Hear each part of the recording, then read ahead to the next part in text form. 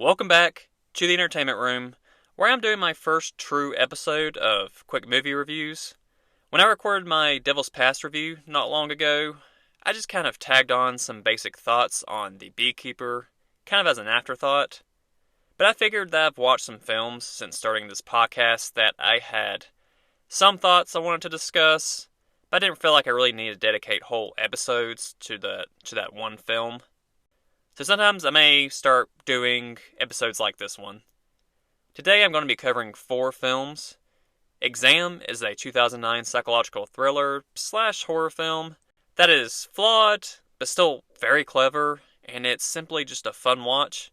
Savageland is kind of a found footage horror, more so like a mockumentary type setup, but it really intrigued me and had a nice story. But arguably, I would count parts of it as kind of a missed opportunity. Kristy is a completely random film from 2014 that I selected one day, around that time that really surprised me. And I rewatched it not long ago to see if it still holds up. And last but not least, well, maybe least, is Mr. Creep. Another found footage film that I felt a lot of people talked about not too long ago. Either they supported it or they really just hated it. And I just wanted to see which way I leaned.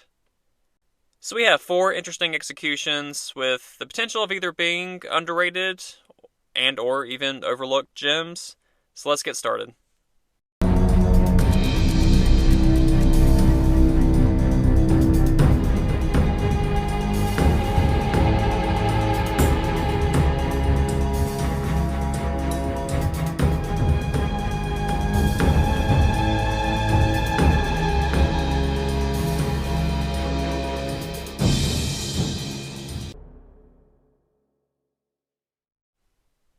So first on my list today is the 2009 film Exam.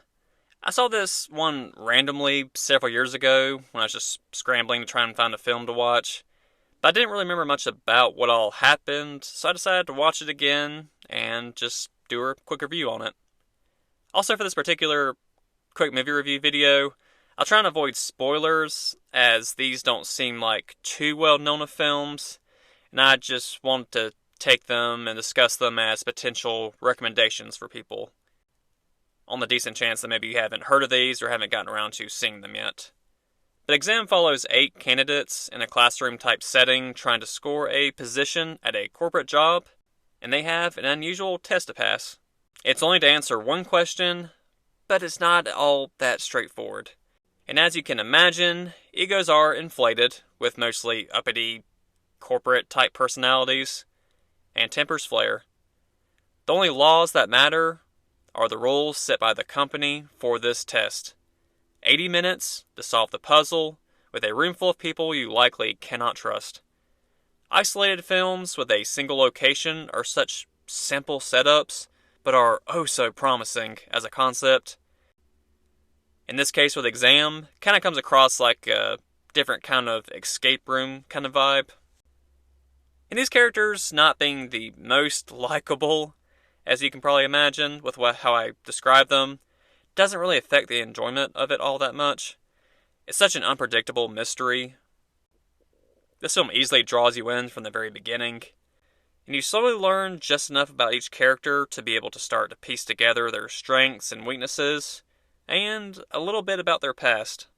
And you of course have those characters who are more desperate, more deplorable, thus driving the tension along. Such an interesting character study on top of discovering the purposes of this mysterious company. The one thing about these types of films in particular is how, now despite all the fun you can have with the build-up and the mystery, and how easy it can be to kind of draw people into these very mysterious ideas, the finale can easily make or break the film as a whole, even if the build-up is pretty stellar. In the case of Exam, I enjoyed most of it, but it'll be hard to satisfy everyone. The question asked in the beginning that had to be revealed may underwhelm a lot of people.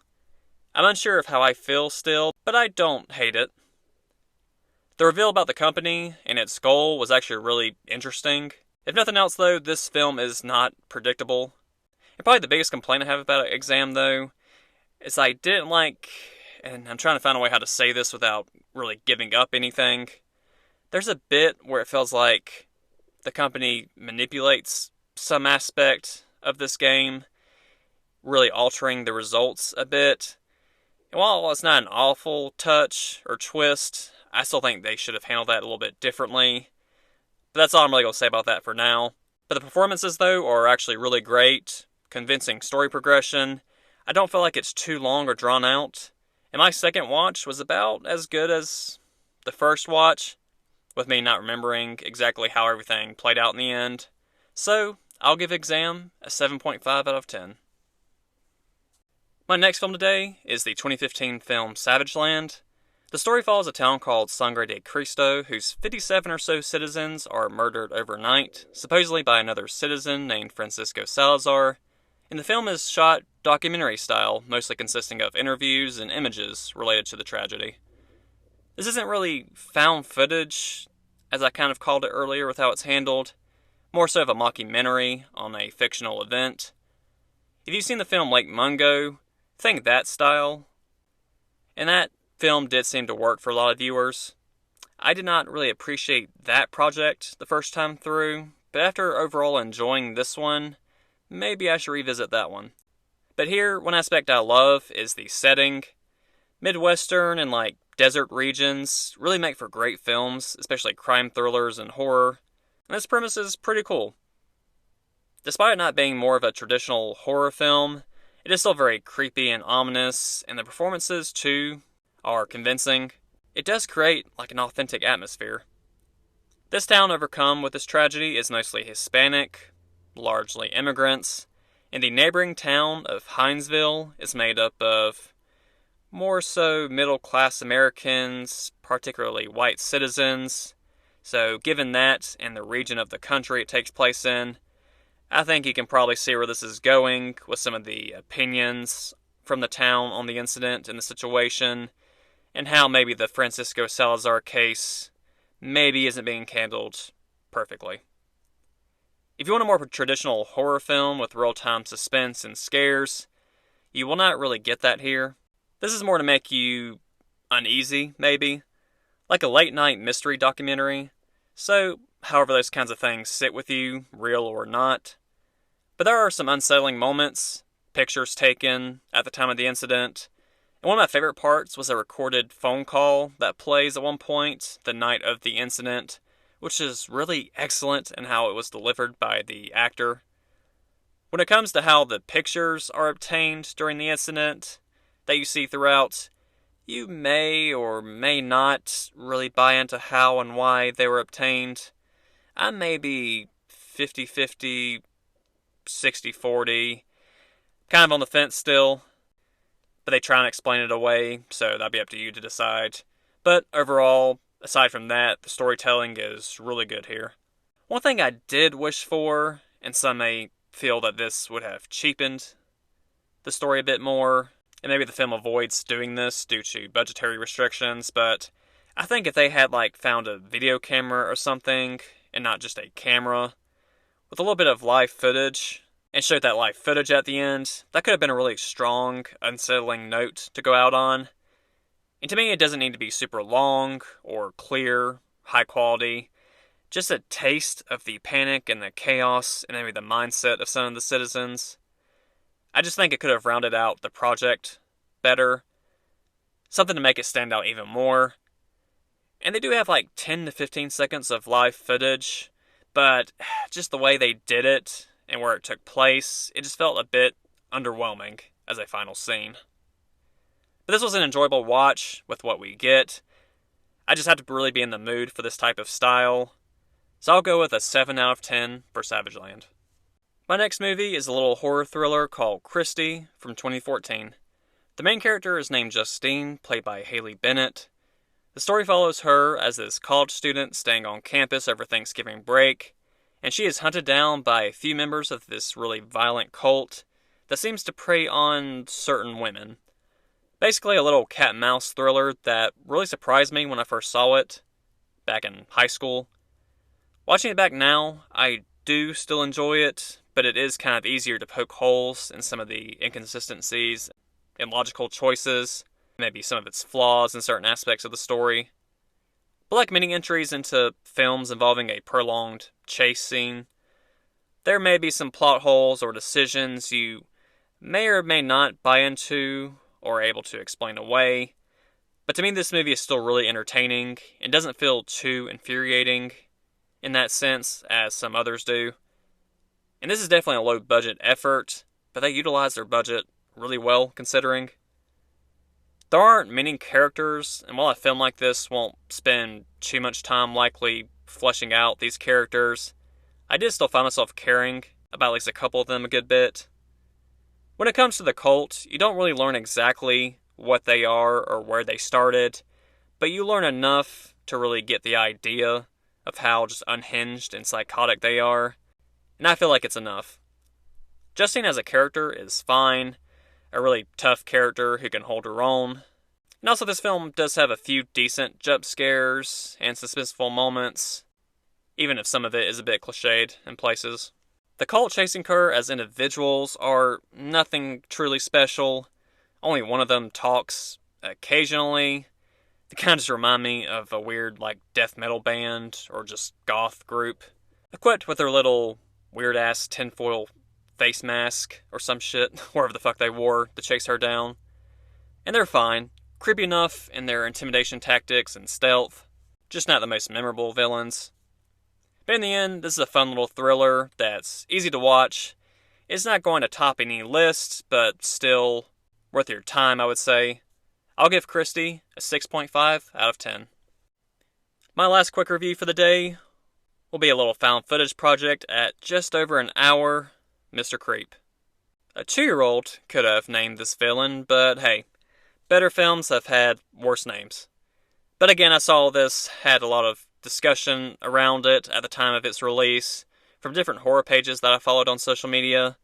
Opinions either being it's really good or it's terrible. But when I looked at the runtime and the premise, I thought, what the hell? I'm already positive that I've seen worse. It follows 4 college students who find an online TV broadcast of a dead serial killer who uploaded all his murders, and they attempt to track down the still-running broadcast. Now, this little film of a clear low budget shows effort, but it's still a story you can definitely poke holes in. For what it is, I don't even have critiques on how anything looks, but the way the story plays out in places is frustrating because it does show a good bit of promise in several aspects, and I do like several things about this film. It is effectively creepy with a few decent jump scares actually, and some decent suspense, but logical errors and characters are just a bit too much at times, even for horror films and how lenient I can be with decision making. But if you can push that logical part of your mind back a little, I think there's still plenty here that you can enjoy, especially for only an hour of your time. And I will likely remember a couple of these scenes really well. With its runtime, it does get to the point rather quick, so this has guilty pleasure potential if nothing else. And the main characters are probably the weakest part of this entire film. Mostly unremarkable, quite annoying even. One of them is literally a walking red flag of a human being, if I've ever seen one, with one of their, hobbies. Another one, I just don't even remember much. One of the guys is a dick. And then the cameraman, who rarely says anything, but when he does, I just wish he hadn't. Kind of sounds like almost like terrible voice acting in a horror game. Like a weird NPC character that you care nothing about and just cringe at the sound of their voice. I really did not like the cameraman when he spoke. And I really just don't feel anything for these characters when shit starts to go down. When it comes to the finale, while it has a couple okay moments with the scares and the intensity, it is especially lazy with the characters. It's the worst part of the film, honestly, and if you've heard other horror reviews from me, like I said, you'll know I'll be a little more lenient with some bad decision making depending on the situation. But in the end, in this one, it's really hard to defend some of the things that they do. My favorite scene, though, involves a home visit to someone connected to the killer in the past. And besides the fact that visiting this person is not the brightest idea, it's still the most well done scene in the film with probably the most convincing performance. And lastly, with the killer, he looks fine. I like how dark his backstory was. But when you see some of the old police interviews, he is intimidating, kind of. Really off-putting and psychotic in like a really calm and collected kind of way. But he sounds like he's trying to do his best impression of Jigsaw from the Saw movies, and it really threw me off at the same time. But Mr. Creep is not bad for its budget, and what I can imagine is a lot of first-time efforts in making a film, and I can see why it still sparked a lot of discussion. But if you want a better hour-long found footage film, I would recommend the 2020 computer cam film Host, and that might even be one that I'll revisit myself on a late night very soon. But for Mr. Creep, I'll go slightly under middle of the road for my rating. I'll give Mr. Creep a 4.6 out of 10. So those are my more brief thoughts on 4 films that I've been wanting to say something about for a minute now, but didn't want to dedicate whole episodes to. So to anyone listening, let me know how you feel about these quick movie review segments. I may not do 4 films every single time, but, 2 to 4 or 5, depending on what all I've seen lately. Do you like the length of each review here? Would you like a spoiler section? I can always do like a brief review, like I just did, and then quickly dive into some spoilers after the fact, if you want to hear spoilers. So, just let me know what you think. My main idea around doing this, especially this particular starting video, is give out probably less heard of films that have the potential of being good recommendations, and also just kind of highlighting why you may or may not enjoy them and want to give them a shot. But I do look forward to doing more of these, so I hope this set of reviews was enjoyable, and until next time on The Entertainment Room.